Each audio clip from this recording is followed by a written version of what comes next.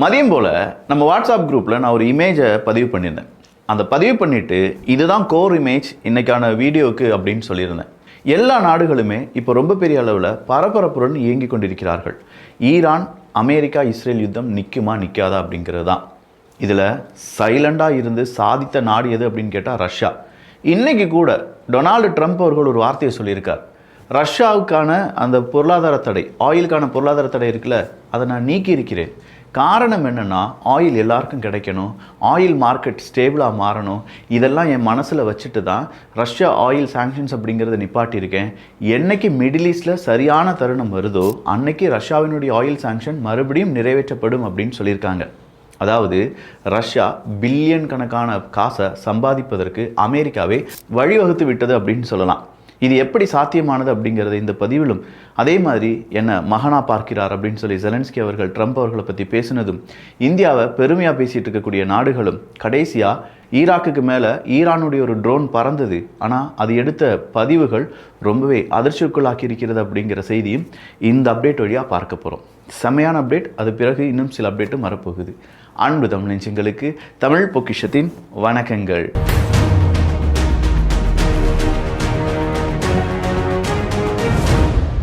Sanctions on Russian oil will be restored once the Middle East crisis is over அப்படின்னு சொல்லியிருக்கார். இதுக்கு பொருளாதார தடை போடாமே இருந்திருக்கலாமே ட்ரம்ப் அவர்களே அப்படின்னு சொல்லி நிறைய பேர் கேட்டுட்ருக்காங்க. காரணம் இருக்குங்க. ரஷ்யாவினுடைய ஆயிலை $60 பெர் பேரலுக்கு தான் நீங்கள் வாங்கணும் அப்படின்னு சொல்லி அமெரிக்கா ரெஸ்ட்ரிக்ஷன் கொடுத்துருந்தாங்க. அதனால் ரஷ்யா என்ன செஞ்சாங்கன்னா, அவங்களுடைய ஆயில் ப்ரொடக்ஷன் அப்படிங்கிறத சில நாடுகளுக்கு மட்டும் ஏற்றுமதி பண்ணாங்க. யூரோப்புக்கெலாம் அதிகமாக ஏற்றுமதி பண்ணலை. ஸோ உதாரணத்துக்கு நான் சொல்கிறேன், மில்லியன் கணக்கான பேரல்ஸை ரஷ்யா ஸ்டாக்கில் வச்சுருப்பாங்க.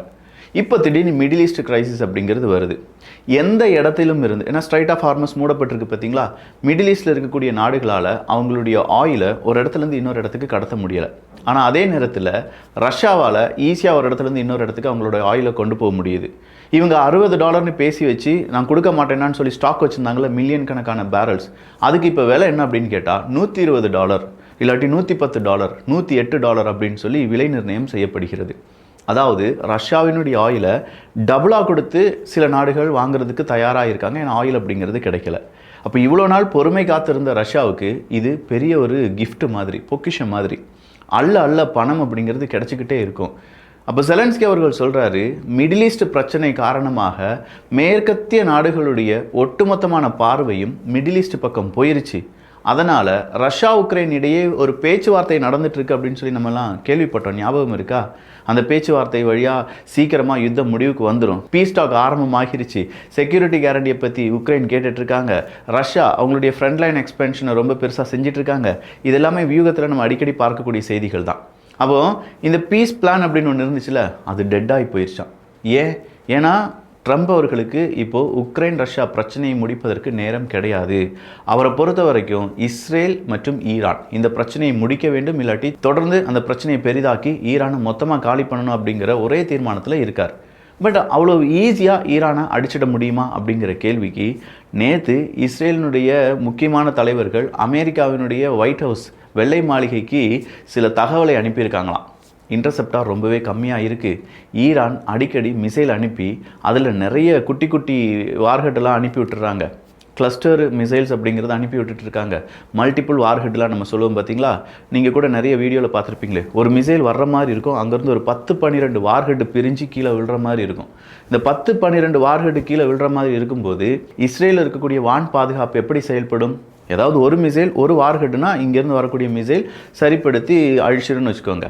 அப்போ இந்த 10-12 வார்ஹெட்லாம் வரும்போது நிறைய மிசைல்ஸை இஸ்ரேல் ஏவ வேண்டியதாக இருக்கும். அதனால் இஸ்ரேல் இருக்கக்கூடிய இன்டர்செப்டார்ஸினுடைய ஸ்டாக் வீல்ஸினுடைய அளவு கிரிட்டிக்கல் லோவாக மாறிடுச்சு.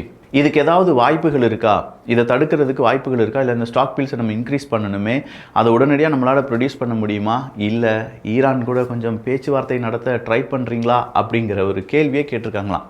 ஆனால் ஈரான் நேற்று என்ன சொல்லிட்டாங்க, ஈரானாலும் சரி அமெரிக்காவானாலும் சரி இந்த யுத்தம் முடிகிற வரைக்கும் பீஸ் டாக்கை பற்றி யோசிச்சு கூட பார்த்துறாதீங்க. இந்த யுத்தத்தில் எனக்கு ஆன செலவுகள் எல்லாத்தையுமே என்னுடைய எதிரி நாடுகள் கம்ப்ளீட்டாக எனக்கு தரணும். அது இல்லாமல் ஃப்யூச்சராக இதே மாதிரி ஒரு பிரச்சனை வராது அப்படிங்கிற ஒரு கேரண்டியும் தரணும். அதுக்கு உலக நாடுகள் ஒத்துழைக்க வேண்டும். இதெல்லாம் செஞ்சால் மட்டும்தான் இந்த யுத்தம் முடியும். அது வரையிலும் இந்த யுத்தம் பெருசாக தொடர்ந்துக்கிட்டே இருக்கும் அப்படின்னு சொல்லி ஈரான் அறிவிச்சிட்டாங்க. சரி, ஈரான் இதெல்லாம் அறிவிக்கிறாங்களே, ஈரான் மக்களுக்கான இன்டர்நெட் இல்லைங்க, 16வது நாளாக, அதாவது 360 மணி நேரமாக இதுவரையிலும் ஈரானில் ஏற்படுத்தப்பட்ட அந்த black out, internet black out அப்படிங்கிறது தொடர்ந்து கொண்டு தான் இருக்கிறது. சரிப்பா, இந்த இன்டர்நெட்லாம் அப்படி இருக்கட்டுமே, ஈரானுக்கு எதிராக மிடில் ஈஸ்ட்டுக்கு உதவுவதற்கு ஜெலன்ஸ்கி அவர்கள் எங்களுடைய படை தயாராக இருக்குன்னு சொன்னாரே, அது என்ன ஆச்சு அப்படின்னு சொல்லி நீங்கள் கேட்கலாம். சார், ஜோர்டனில் அமெரிக்காவினுடைய பேஸஸ் இருந்துச்சு. அந்த ஏர்பேஸ்க்குள்ளே உக்ரைனுடைய இராணுவ வீரர்கள், ஸ்பெஷல் அந்த என்ஜினியர்ஸ் எல்லாருமே வராங்க. வந்து அவங்களுடைய ட்ரோன்ஸை எப்படி பயன்படுத்த வேண்டும் அப்படிங்கிற ட்ரைனிங் கொடுக்குறாங்க. அவங்க நேராக மிடில் ஈஸ்ட்டுக்குள்ளே போய் மறுபடியும் ட்ரைனிங் கொடுக்குறாங்க.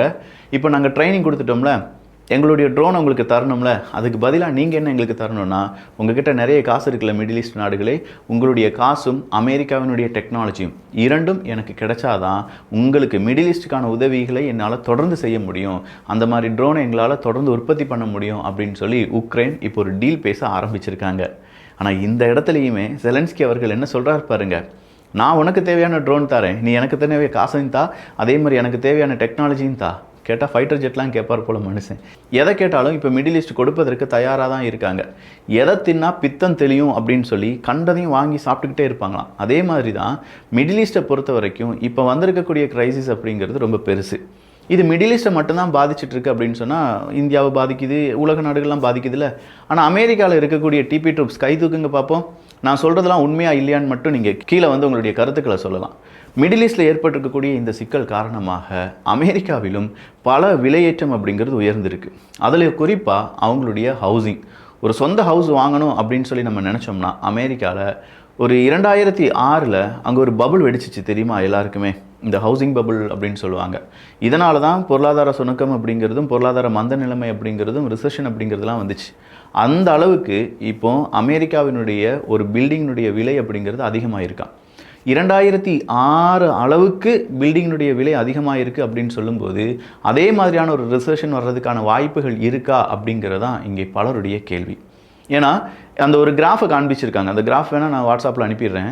அந்த கிராஃபை பார்க்கும்போது தான் தெரியுது, எஸ் 2006 எந்த மாதிரி ஒரு பபுள் வெடிக்கிறதுக்கு காரணமாக இருந்துச்சோ அதே அளவுக்கு விலை அப்படிங்கிறது அதிகமாக இருக்குது. கிட்டத்தட்ட 135 வருடங்களை உள்ளடக்கியது தான் அந்த கிராஃப். அந்த கிராஃப் எடுத்து பார்க்கும்போது 1890 இருக்கட்டும், 1920 இருக்கட்டும், 2006 இருக்கட்டும், ஒவ்வொரு காலகட்டத்திலும் அவங்களுடைய ஹவுசிங் பபுள் அப்படிங்கிறது பீக்காகி உடையிறது அப்படிங்கிறது கண்கூட நம்ம பார்க்கிறோம். ஸோ அதே மாதிரியான ஒரு பபுள் இப்போ ஃபார்ம் ஆகிட்டு இருக்கு. அதுதான் 2026க்கான ஹவுசிங் பபுள் அப்படின்னு சொல்கிறாங்க. ஸோ ஒரு இடத்துல ஹவுசிங் பபுள் அதாவது விலை ரொம்ப கூடுது அப்படின்னு நம்ம நினச்சிட்டு இருக்கிறோம் அமெரிக்காவில்.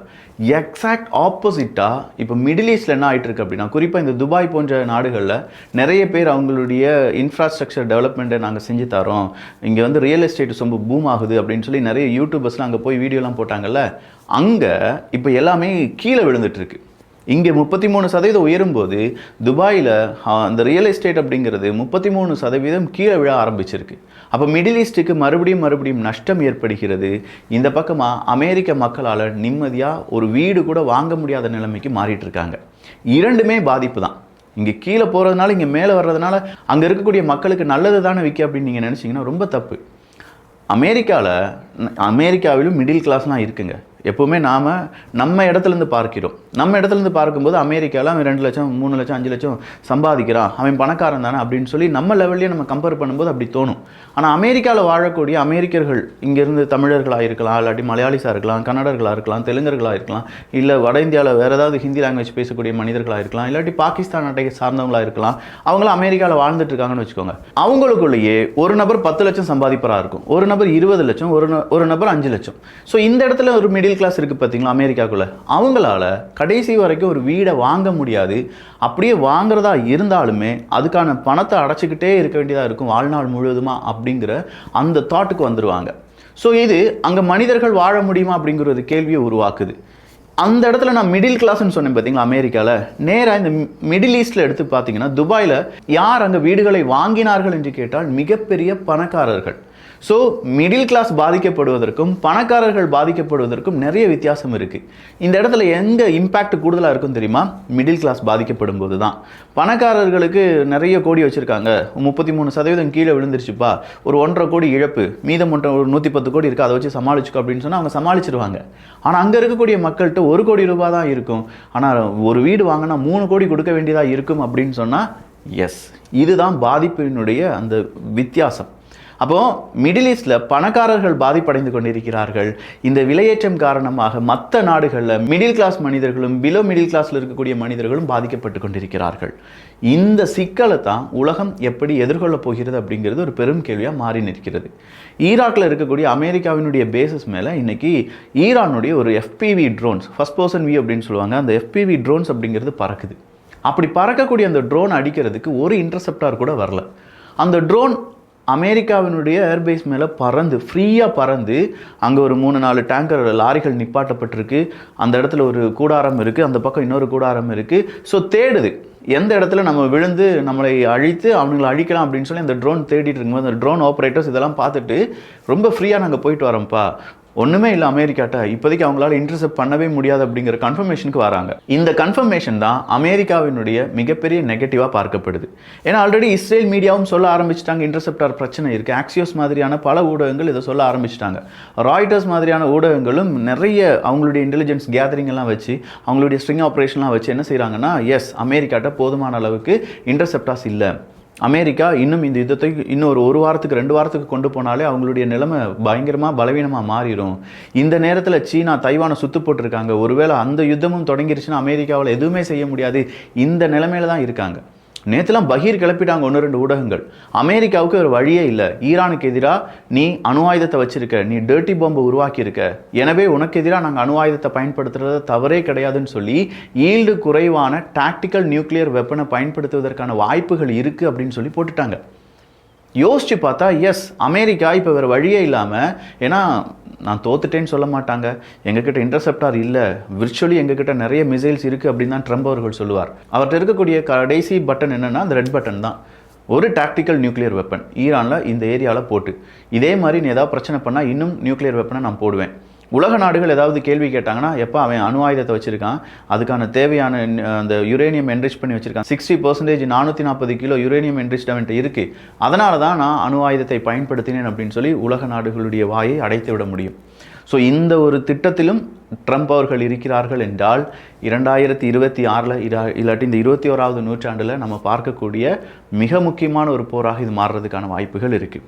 இவ்வளோ நாள் ஆகியும் போரினுடைய வீரியத்தன்மை குறைஞ்சிருச்சான்னு கேட்டால் இல்லை. நாம் நியூஸ் போடாததுனால அங்கே போர் நடக்காமல் கிடையாது. அடிக்கடி இந்த நியூஸை பார்த்து நீங்கள் அப்செட் ஆக வேண்டாம் அப்படிங்கிறதுனால தான். முக்கியமான அப்டேட்ஸ் வரும்போது உங்களுக்கு தர வேண்டும் அப்படிங்கிற அந்த எண்ணம் எனக்குள்ளே இருக்கும்போது, நேற்று மட்டுமே அரபுலக நாடுகளில் சில நாடுகளில் 40-50 பேர்லாம் அரெஸ்ட் பண்ணிட்டு போயிட்டாங்க. ஈவன் அந்த தமிழ் நியூஸ் மீடியா கூட கவர் பண்ணியிருந்தாங்க. எதுக்காக 40 பேர் அரெஸ்ட் பண்ணாங்கன்னா, எப்பா யுனைடெட் அரப் எமிரேட்ஸ் தான் இங்கே வந்து இந்த மாதிரி மிசைல்ஸ் விழுகுது, அதுக்கான புகைப்படத்தை எடுத்து சோஷியல் மீடியாவில் போட்டுட்டாங்க. ஸோ நம்ம நாட்டை காட்டி கொடுத்துட்டான், நாடு அடி வாங்கிருச்சுல, அப்படிப்பட்ட அடி வாங்கின வீடியோலாம் எடுத்து வெளியில் விடக்கூடாதுல்ல, நாட்டை காட்டி கொடுத்துட்டான் அப்படின்னு சொல்லி 45 பேர் அரெஸ்ட் பண்ணியிருக்காங்க. ஸோ இப்போ டெல் அவீவ்லையும் செம்மையாக அடி வாங்கியிருக்காங்க, இஸ்ரேலும் அடி வாங்கியிருக்காங்க, இல்லைன்னு சொல்ல முடியாது. அதே அளவுக்கு இஸ்ரேல் லெபனனுக்குள்ளேயும் ஈரானுக்குள்ளேயும் அவங்களுடைய தாக்குதல் நடத்தியிருக்காங்க. ஆனால் ஈரானில் விழுந்து கிடந்த பில்டிங்கினுடைய புகைப்படம் வரும்போது இஸ்ரேலிருந்து விழுந்து கிடக்கக்கூடிய புகைப்படங்கள் எதுவுமே வராது. அதுதான் அங்கே ரெஸ்ட்ரிக்ஷன்ஸ். ஸோ இந்த ரெஸ்ட்ரிக்ஷன்ஸ் மிடில் ஈஸ்ட் முழுவதுமாக இருக்குது. நம்ம பார்க்காத ஒரு போர் உலகம் அப்படிங்கிறது மிடில் ஈஸ்டில். இன்றைக்கி கூட பஹ்ரைனில் ஒரு முக்கியமான ஆயில் ரிஃபைனரியை அடிச்சிட்டாங்க. ஒரு இசா அப்படிங்கிற ஒரு இடத்த அவங்க சுற்றி போட்டு அடித்தாங்க ஈரான். அப்படி அடித்ததுனால பஹ்ரைனில் மிகப்பெரிய திண்டாட்டம். அந்த 5th ஃப்ளீட்டை காலி பண்ணுற வரைக்கும் நான் உன்னை விட மாட்டேன்டா அப்படின்னு சொல்லிட்டு முடிச்சுட்டு இருக்காங்க ஈரான்.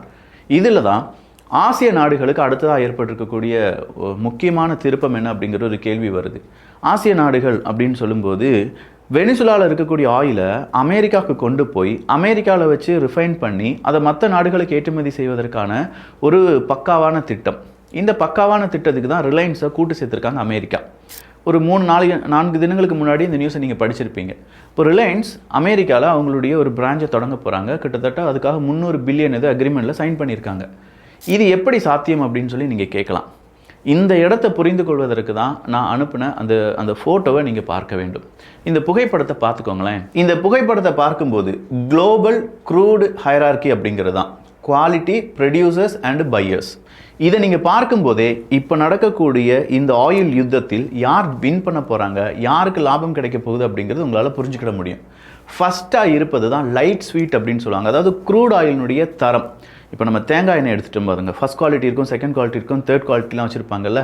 அதே மாதிரி க்ரூட் ஆயிலையும் ஒவ்வொரு அந்த எங்கேருந்து க்ரூட் ஆயில் கிடைக்குது, எவ்வளவு ஆழத்தில் க்ரூட் ஆயில் கிடைக்குது, எப்படி அதை நம்ம சரிப்படுத்தி ரிஃபைன் பண்ணி எடுக்கலாம், இந்த ப்ரொசீஜரை பேஸ் பண்ணி க்ரூட் ஆயிலை பல ஹைரார்க்கியாக பிரிக்கிறாங்க. அதில் முதல் இடத்தில் இருப்பது எது அப்படின்னு பார்த்தீங்கன்னா light sweet, the most flexible substitute அப்படின்னு சொல்லி போட்டிருப்பாங்க. இதுக்கான ப்ரொடியூசர் யார் அதிகமாக இதை ப்ரொடியூஸ் பண்ணுறாங்கன்னா அமெரிக்கா தான். ஸோ இந்த லைட் ஸ்வீட் க்ரூட் ஆயில் கிடைக்குது பார்த்தீங்களா அமெரிக்காட்டிருந்து, அது யுனைடெட் அரப் எமிரேட்ஸ்லேயும் இருக்குது, நைஜீரியாவிலும் இருக்குன்னு வச்சுக்கோங்க. இதை யார் இம்போர்ட் பண்ணி எடுக்கிறாங்க? அமெரிக்கா உருவாக்கக்கூடிய, அமெரிக்கா பிரித்தெடுக்கக்கூடிய இந்த லைட் ஸ்வீட் க்ரூட் ஆயிலை யூரோப் அதிகமாக வாங்குகிறாங்க, இந்தியா கொஞ்சம் வாங்குகிறாங்க, அதே மாதிரி சவுத் ஈஸ்ட் ஏஷியாலையும் கொஞ்சம் நாடுகள் வாங்குகிறாங்க. ஆனால் இதில் இந்த லைட் ஸ்வீட் அப்படின்னு சொல்லக்கூடிய க்ரூட் ஆயிலை பிரித்தெடுக்கக்கூடிய டெக்னாலஜி என்டையர் டிஃப்ரெண்ட். அதுக்கு கீழே ஒரு ஐட்டம் இருக்குது பாருங்கள், அதுதான் மீடியம் சோர் அப்படின்னு சொல்லுவாங்க. இந்த மீடியம் சோர் அப்படின்னு சொல்லக்கூடிய இந்த க்ரூட் ஆயில் தான் Saudi Arabia, Iran, Russia, Oman இந்த 4 நாடுகளும் அதிகமாக ப்ரொடியூஸ் பண்ணுறாங்க. நாம் ரஷ்யாட்டிருந்தும் க்ரூட் ஆயில் இம்போர்ட் பண்ணுறோமா, ஒமான்லேருந்து இம்போர்ட் பண்ணுறோமா, அதே மாதிரி ஈரான்லேருந்து இம்போர்ட் பண்ணுறோமா, சவுதி அரேபியாவிலேருந்து இம்போர்ட் பண்ணுறோமா. அப்படின்னா நம்ம நிறுவனங்கள், இங்கே இருக்கக்கூடிய ஆயில் ரிஃபைனரி நிறுவனங்கள், அவங்களுக்கான என்ஜினியரிங், அவங்களுக்கான எக்யூப்மெண்ட்ஸ் இதெல்லாம் எதை ரிஃபைன் பண்ணுறதுக்கு செஞ்சு வச்சுருப்பாங்க? இந்த மீடியம் சோர் அப்படின்னு சொல்லக்கூடிய இந்த க்ரூட் ஆயில் தான். ஸோ அதனால தான் நமக்கு Saudi Arabia, Iran, Russia, Oman அப்படிங்கிற நாடுகள்லேருந்து வரக்கூடிய இந்த கச்சா எண்ணெயை அதிகமாக சீனா, ஜப்பான், இந்தியா, சவுத் கொரியா மாதிரியான நாடுகள் வாங்கி அதை ரிஃபைன் பண்ணிகிட்ருக்கோம். அதுக்கு அடுத்த லெவலில் இருக்கிறது தான் ஹெவி சோர் அப்படின்னு சொல்லுவாங்க. இதை ஈராக்கு, குவைத், சவுதி அரேபியா உற்பத்தி பண்ணுறாங்க. இதுலேயும் யார் அதிகமான பையர்ஸ் அப்படின்னு பார்த்தீங்கன்னா இந்தியாவும் சீனாவும் தான். ஸோ இந்தியாவும் சீனாவும் இந்த மிடில் சோர் மற்றும் ஹெவி சோர்னு இருக்குது பார்த்தீங்களா, இந்த 2 க்ரூட் ஆயிலையும் அதிகமாக வாங்குறதுனால நம்ம எக்யூப்மெண்ட்ஸ் எல்லாமே எப்படி இருக்கும், அதுக்கு தகுந்த மாதிரி அந்த ஆயிலை ரிஃபைன் பண்ணுற மாதிரி தான் இருக்கும். இப்போ என்ன விக்கி, அமெரிக்காட்டிலேருந்து நமக்கு லைட் ஸ்வீட் க்ரூட் ஆயில் கிடைக்குதுன்னு வச்சுக்கோ, அதை நம்ம நாட்டில் போட்டு ரிஃபைன் பண்ண முடியாதான்னு கேட்டால், பெட்ரோல் வண்டியில் டீசலை ஊற்றி ஓட்டிட முடியுமா அப்படின்னு சொல்லி கேட்குற மாதிரி தான் இது. இல்லை பெட்ரோல் வண்டியில் தண்ணி ஊற்றி ஏதாவது செஞ்சிட முடியுமா, ஓட்டிட முடியுமா, 10 கிலோமீட்டர் போயிட முடியுமான்னு கேட்டால் முடியாதுல்ல. ஏன்னா என்டையர் டெக்னாலஜியை நம்ம மாற்றணும், அதில் இருக்கக்கூடிய இன்ஃப்ராஸ்ட்ரக்சரை மாற்றணும், மெஷினரிஸை மாற்றணும், அதில் வேலை செய்யக்கூடிய என்ஜினியர்ஸை மாற்றணும். இப்படி எல்லாம் மாற்றினா தான் நம்மளால் இந்த லைட் ஸ்வீட் அப்படின்னு சொல்லக்கூடிய க்ரூட் ஆயிலை நம்ம நாட்டுக்குள்ளே கொண்டு வந்து என்ன செய்ய முடியும், அவங்க ரிஃபைன் பண்ண முடியும். இப்போ வெனிசுலாவை கையகப்படுத்திட்டாங்க அமெரிக்கா, எல்லாருக்கும் தெரிகிறது தான். அப்படின்னா வெனிசுலாவில் இருக்கக்கூடிய ஆயில் எப்படிப்பட்டது, க்ரூட் ஆயில் எப்படிப்பட்டதுன்னா மீடியம் சோராக இருக்கும். அப்போ இந்த மீடியம் சோராக இருக்கக்கூடிய க்ரூட் ஆயிலை அமெரிக்கா கொண்டு வந்துட்டாங்க. ஆனால் அமெரிக்காவில் இருக்கக்கூடிய மெஷினரிஸ் அவங்களுடைய லைட் ஸ்வீட் க்ரூட் ஆயிலை மட்டும்தான் ரிஃபைன் பண்ண முடியும். அப்படி தான் அவங்களுடைய இன்ஃப்ராஸ்ட்ரக்சரை டெவலப் பண்ணி வச்சுருக்காங்க. இதுக்கு ஒரு நிறுவனம் தேவைப்பட்டுச்சு, அதுதான் ரிலையன்ஸ். ஏன்னா ஆல்ரெடி ரிலையன்ஸுக்கு நல்ல எக்ஸ்பீரியன்ஸ் இருக்குது மீடியம் சோர், ஹெவி சோர் அந்த க்ரூட் ஆயிலை ரிஃபைன் பண்ணுறதுக்கான. நேராக அமெரிக்காவுக்கு போகிறாங்க, வெனிசுலாவிலேருந்து ஆயில் வரப்போகுது, ரிஃபைன் பண்ணி போகிறாங்க, உலக நாடுகளுக்கு கொடுக்க போகிறாங்க. இதெல்லாம் ஒரு கேம் மாதிரி. இந்த கேமை புரிஞ்சுக்கிறதுக்கு நம்ம நிறைய விஷயங்கள் தெரிந்து கொள்ள வேண்டும். அதை தான் தமிழ் பொக்ஷம் வழியாக நீங்கள் தெரிந்து கொள்ள போகிறீர்கள். இப்போ குடும்பத்தில் இருக்கக்கூடிய ஒரு குடும்ப தலைவிக்கு இந்த மேட்டர் தெரிஞ்சிருச்சு. லைட் ஸ்வீட்னு ஒன்று இருக்குப்பா, ஹெவி சோர்னு ஒன்று இருக்குப்பா, மீடியம் சோர்னு ஒன்று இருக்குப்பா, அதை விட எக்ஸ்ட்ரா ஹெவி அப்படின்னு சொல்லக்கூடிய ஒரு க்ரூட் ஆயில் டைப் இருக்குப்பா. இந்த 4 டைப்பில் இந்த 2 டைப்பை தான் இந்தியா வாங்கிட்டு இருக்காங்க. அதனால் இந்தியாவுக்கு சவுதி அரேபியா, ரஷ்யா, ஈரானுடைய ஆயில் ரொம்ப இம்பார்ட்டண்ட். அமெரிக்கா நமக்கு ஆயில் தந்து நமக்கு பிரயோஜனம் கிடையாது. மறுபடியும் ஒரு 5 வருஷம் மெஷினரிஸ்லாம் மாற்றினா தான் நம்மளால் அந்த ஆயிலை ரிஃபைன் பண்ண முடியும். ஒரு குடும்ப தலைவிக்கு இதெல்லாம் தெரிஞ்சிருச்சா? சாதாரணமாக ஒரு 10ஆம் கிளாஸ் படிக்கக்கூடிய மாணவன் இதை பார்த்தா, இந்த சாட்டை பார்த்தா ஈஸியாக புரிஞ்சிக்கலாமா? இந்த புரிதலை ஏற்படுத்தக்கூடிய வேலையில் டிபி ட்ரூப்ஸ் சரியாக செயல்பட்டுருக்கோம். இதே மாதிரி இன்னும் அதிகமான புரிதலுடன் பல வீடியோக்கள் வரப்போகுது. ஸோ பிடிச்சிருந்திருக்கும், இல்லை நான் சொன்ன எக்ஸ்ப்ளனேஷன் உங்களுக்கு புரிஞ்சிருக்கும் நான் நம்புகிறேன். அப்படின்னா உங்களுடைய கருத்துக்கள் உங்களுடைய பரிசாக இங்கே வரவேற்கப்படுகின்றன. நல்லதை பகிர்ந்து நல்ல சமுதாயத்தை உருவாக்குவோம். நன்றி, வணக்கம்.